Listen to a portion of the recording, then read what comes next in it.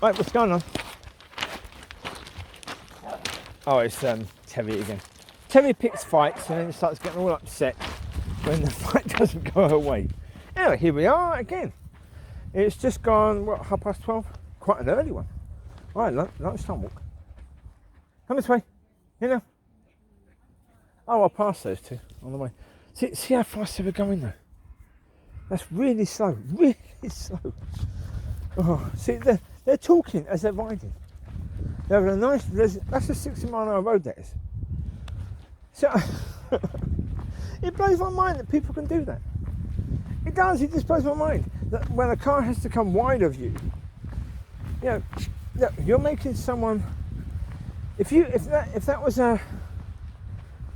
in a car and you were driving that speed in a driving test, you would fail. I've said that before, but that's what blows my mind. How on earth is that legal? How is any of this legal? Because in a car, it wouldn't be legal. If a driver was doing that all the time and the police spotted them, the police would do them for dangerous driving. They would. That's why you'd fail on a test, because it becomes just dangerous driving. You're forcing other drivers to manoeuvre. You shouldn't be doing it. Hi, Chewie. Hello, Riley. Am I? So we've got them all. I was thinking about not bringing Gracie because Gracie rolled in poo last night. Got it all over her collar. Gracie, all over her neck. I wondered when we got back in the car, why was it smelling slightly poo? Has one of them pooed in the car? No, it's just Gracie rolled in poo. I only looked because Chewie had a little bit on his head. I was like, how did you get that, Gracie? It must have been on Gracie's neck. Chewie went under or something and got a bit on his head. Oh, well, there you go. Yeah. Well, let's start this off then. Again, I'm going to probably do a few subjects. So, first subject will be continuation of last night. Weird when this happens, when I do continuation. When I do a video, but then later there's always something else that could have been said, or the next stage from that. So this one is about, good question. It was there in my head a while ago. Let's continue until it gets there again. Lord, guide me in this, I pray. In your precious holy name, my Lord Yeshua. Amen. Basically, the one last night, I was talking about the fact that, about trying to keep your peace, but also, you could live in fear, in peace, or you could be the aggressor. If you're not living in peace, then you are living your life as, right, trying to work out where we're going. Always, whenever there's a subject that I'm doing, and I'm trying to see how this is going, the guidance and stuff like that from God, I completely forget where I am, or where the path is and everything. So it's like, okay, that's why I keep on stopping to get bearings. That's what I did in yesterday's one. Thinking, do we go this way? Because in yesterday's one I was going, do we go this way? That's why. Anyway, so yeah, if you are not living your life in peace, if you don't have that peace, then you are either living in fear, or being the aggressor, or both. You'll have times of living in fear, times when you react as the aggressor. You're going to have that. Because with the absence of peace, there's two options. And there are really two options. You live in fear of what the consequences could be, or you have to be the aggressor. Because the opposite of living in fear is to say, well, let's just make something happen if it's going to happen. Let's just charge ahead and make something happen if it's going to happen. Charge ahead. See the difference between peace and the aggressor charges ahead, whereas the person in peace just continues. You just go, you just do what you normally do because you're at peace with the situation. Am I at peace with the situation? Yeah, pretty much. Not 100%. I'm not going to say I'm 100% at peace. There's still a lot of angst in me over this whole crap situation. The video I did last night, I'm still editing that. That's a massive video. I didn't realise I was walking for that long. Again, because when you're talking, you just don't realise that time has gone. I started the video about 1:45. We finished just after 1, about 1:15. An hour and a half. So that's going to be some editing. Yeah. When I just started that, the one I did last night, or what I did yesterday here, the second one, the one about Find Your Peace, that one is 95 gigabytes in size. So that's taking some time. But part of the reason for that is quite simple. If you're walking down somewhere like here, you want the quality of the video to be good. Because it's a nice sunny day, so rather than have it pixelated and all that crap, have it good quality. It takes a bit longer to go on, but it doesn't matter, does it, after that? It just takes a bit longer to go on. It doesn't make any difference to the space I have for YouTube. Yeah. So that's cool. It just means that the people who look at the video have a better quality video to look at. Anyway, on with this one again. Well, basically, look, the situation is that when you're in this situation of living in fear, the aggressor, or living in peace, you have a choice. Do you stay where you are, or do you move? Now, there are some people that just move. Yeah, I mean, with the videos on YouTube of entitled people and you know, Karens and that sort of stuff, it works out probably about 30% of people, where it's a neighbour, 30% of those people move to get away from the neighbour, but 70% stay. And the ones that stay eventually get victory in the situation anyway. As in, the Karen is exposed as being a Karen, and people realise that it's just some personal attack, and this person isn't the nice little sweetheart that they try and pretend they are. Yeah. But sometimes it's right for your own mental health, and certainly there have been videos where you've got a young couple, or even a young couple with children, and they just don't need it. And if you're in that situation, then move. Get out of it. And the same with regards to job. I said yesterday, with regards to job, if you're in a situation in that way, go and find another job. It's the same with housing. Go and find somewhere else to live if your neighbour is an absolute nightmare. Yeah? If you can do that. Now, sometimes you can't do that.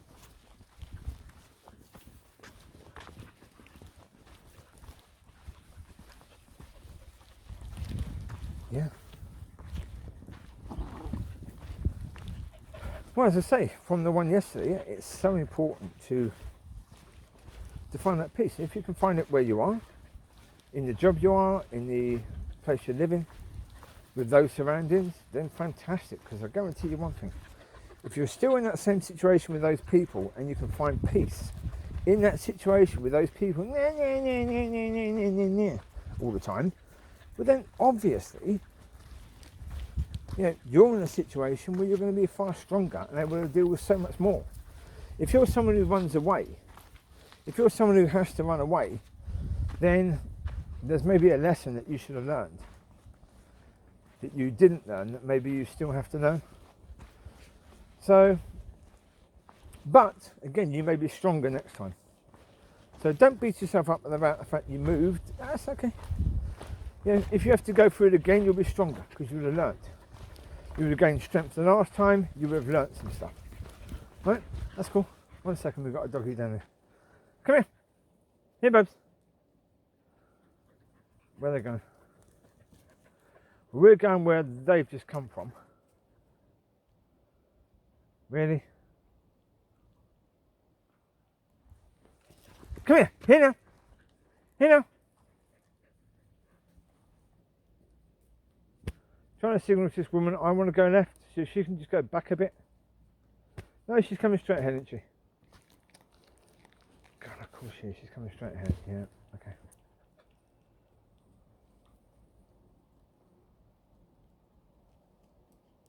You're walking into a pack of 12 dogs. Such a stupid thing to do. Amber, come here. Amber. Come here, Amber. Gracie. Grace. Grace. Oi. Gracie! Gracie! Gracie! Ah! Oi, Amber! Amber! Amber! Amber! Amber! Move over now. That's what I was trying to signal to you. I'm going that way. Because if you'd have gone back a bit, we could have... Well, there's no path to go back a bit. No, there's over there. There's that path over there. Come here, now. Here now, you okay? Yeah. Come here, now. Get here. God, jeez. That's the situation. You just come down the path. Opposite the path she came down, there's a path there. Just go up there. You see this dog? Stop. Go up there a second.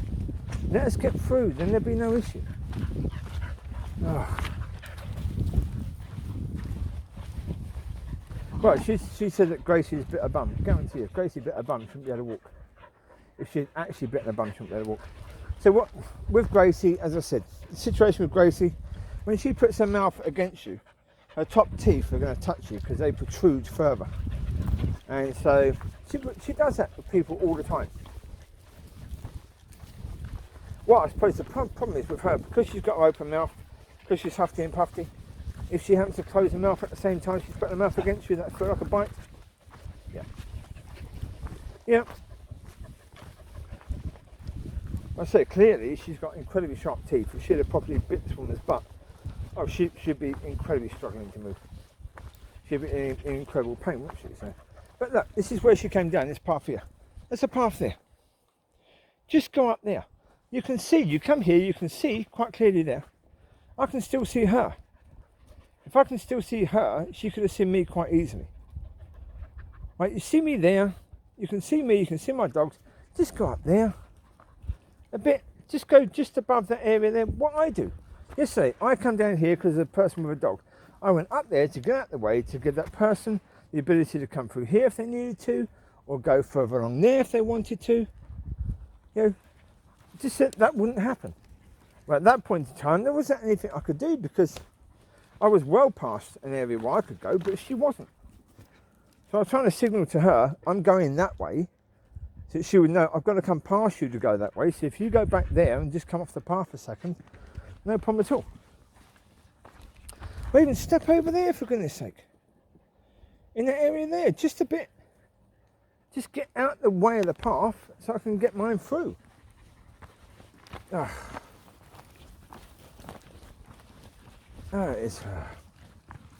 Anyway, there you go. What was I saying?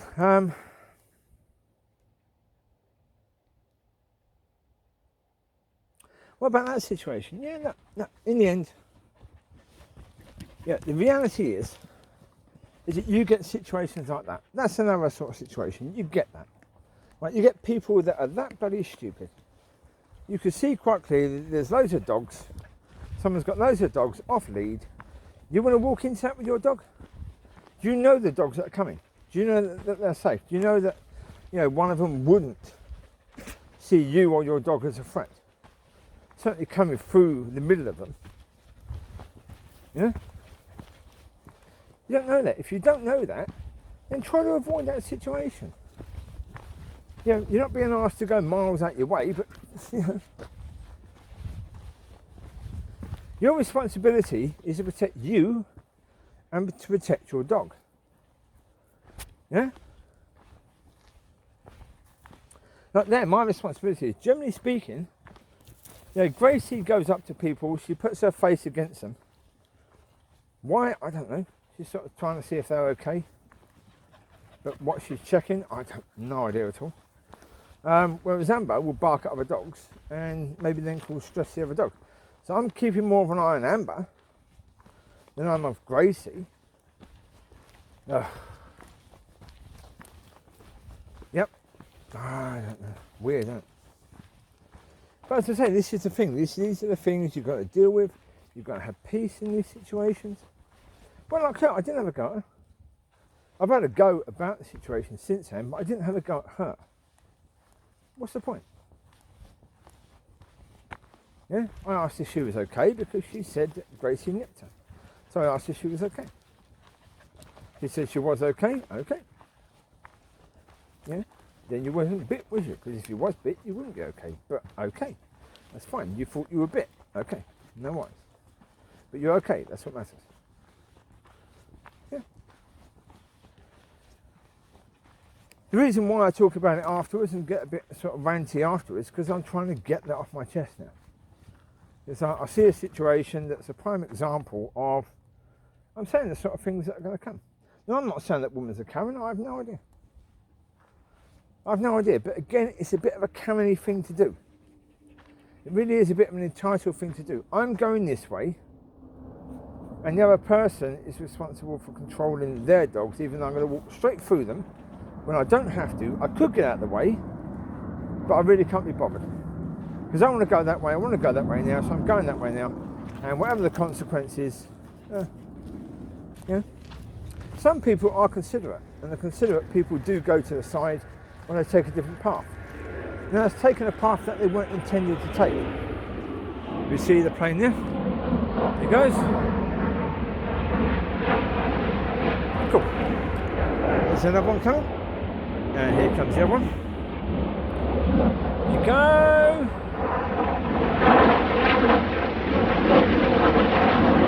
Yep, there you go. And another one. There's another one.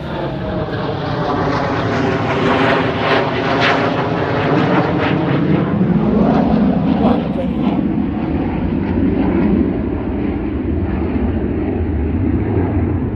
Well, it looks like the third plane was a different plane. It was also a lot noisier than the other planes.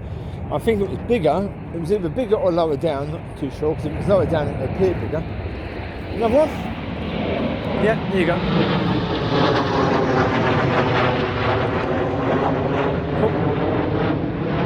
Cool.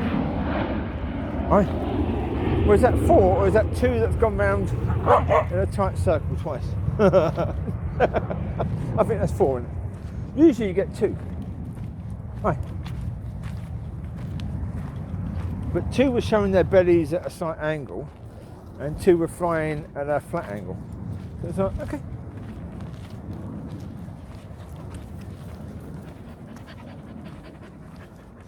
Well, I'll keep them safe. That's a dangerous job, that is. Very dangerous job. Right. Well, talking about remaining peaceful and at peace, they need to. That's an integral part of their job, especially as you still have, I mentioned before, they still have to deal with Russian planes coming over, with the Russian planes basically saying, go on, try it. You want to start a nuclear war with us? You know, we're in your territory, we don't have permission to be in your territory, what are you going to do about it? So of course, these people have to be incredibly at peace, incredibly relaxed when they're dealing with those sort of situations. Otherwise, you're going to get a major international incident happening. So they have to be that way. So if they can do that, so can we. Right? If they can be that way, then so can we.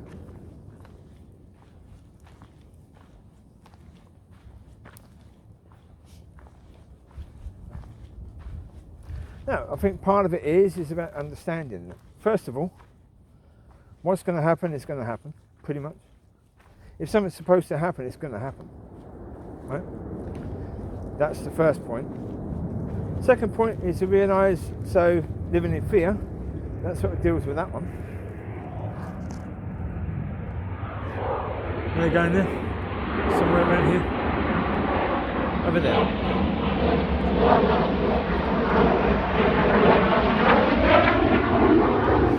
Bit of a noisy time, really. Okay. Right, so living in fear is dealt with by the fact that if something is supposed to happen, it's going to happen. And with regards to the aggressor, the way to deal with that is just to realise that it ain't worth it. It just isn't worth it. Yeah. Well, especially if something's not supposed to happen, don't make it happen. Yeah?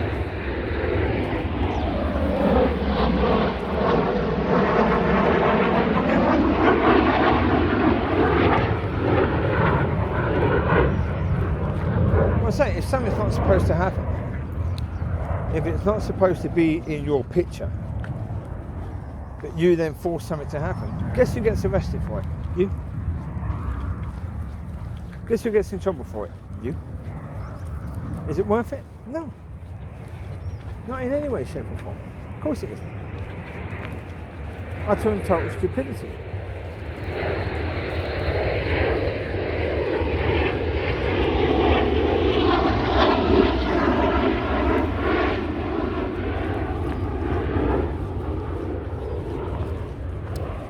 Yeah.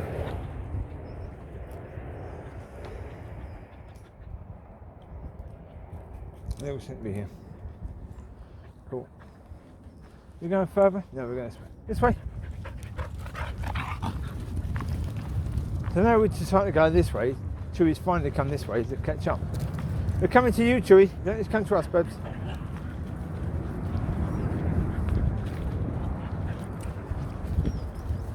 No, so the reality is, you don't need to be living in fear. You don't need to be the aggressor. You just need to have the similar sort of mindset as these pilots do. Because that's the sort of mindset they have. You know, they go to bars, well certainly in American ones, they go to bars, they have people trying to pick fights with them, they just look at the people and say, sorry, you don't matter. I don't need to try and prove anything to you, not in any way, shape or form. So that's why you don't need to be the aggressor, because you don't ever need to prove anything to anyone else, do you? Why? Why do you need to prove it? Do you need to prove how tough you are to somebody? If you do, then you're an idiot, really. Yeah. Wait! Oi! Go on then, continue until you start crying about it. Go on. You're only going to win to moan about it, aren't you? Get it over and done with. Go on. There you go, if you must. Yeah, okay. Well, living in fear. If something's not going to happen, then what are you living in fear about it for? If it's going to happen, you can't stop it, right? That's the reality. If it's going to happen, you can't stop it. Well, put it this way.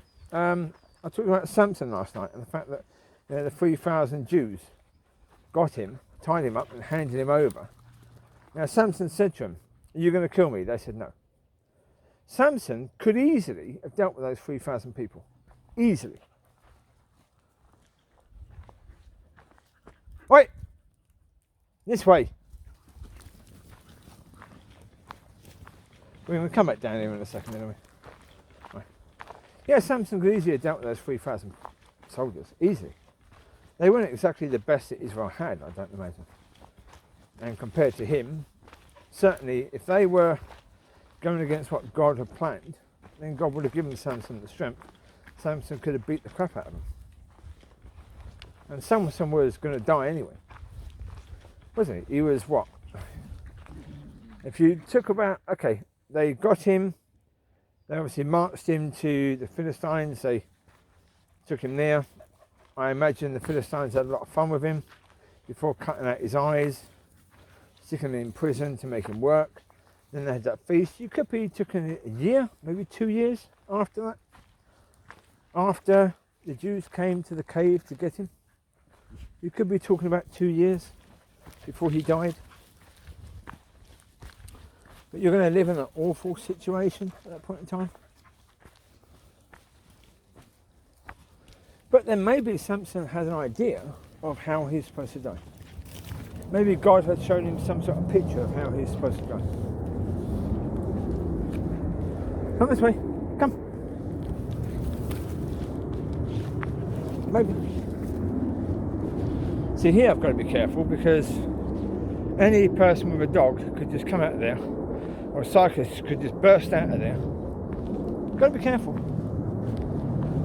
Bit of a tricky situation coming through here. And around here.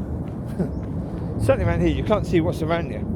They can see, so if I see them running, it doesn't necessarily mean there's someone there. It could just mean that they know we're going to go this way, so they start running anyway.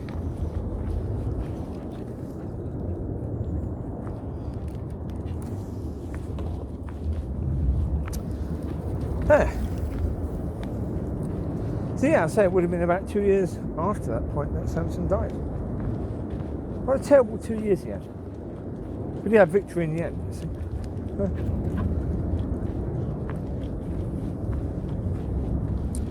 But I think the point of that, the ending of that story, is that he repented and God gave him the victory in the end over his captors.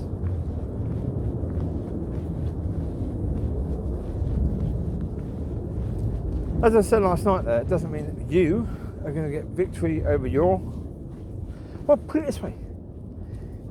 There are a lot of people, now let's be honest, there are a lot of people, Christian, non-Christian, who are in work situations or family situations or neighbourly situations, who feel like a captive to the people who are,